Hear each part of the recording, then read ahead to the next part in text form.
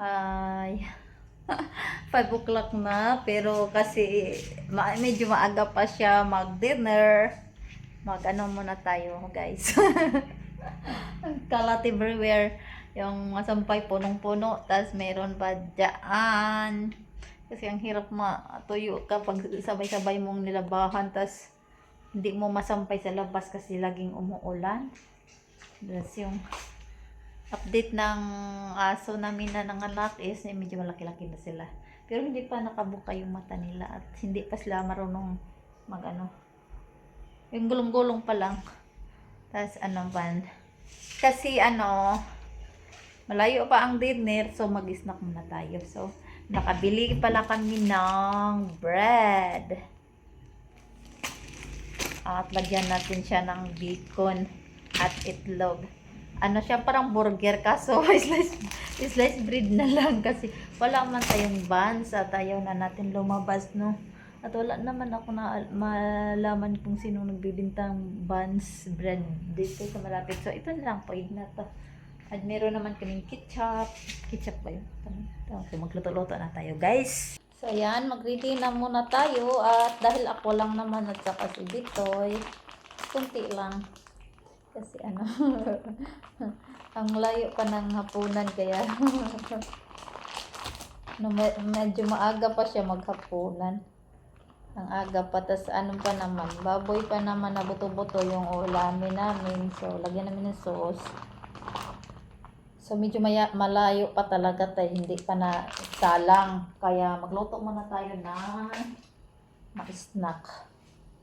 Apat, tama na. Tama lang siya, apat. Kailangan natin siya ilakay. Na siya pag hindi siya ilak. Nasisira siya agad. Tara! Lagyan natin ng itlog.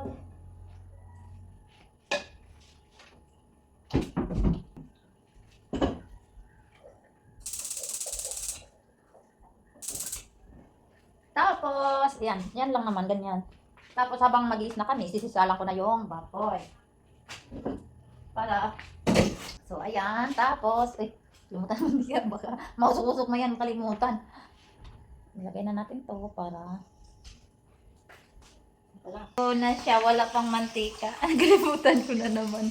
Liyanin na ang matanda, dahil medyo may katandaan na tayo, dahil lagyan natin ng kunting mantika lang siya kasi mantikain din naman kasi bacon. Ayan.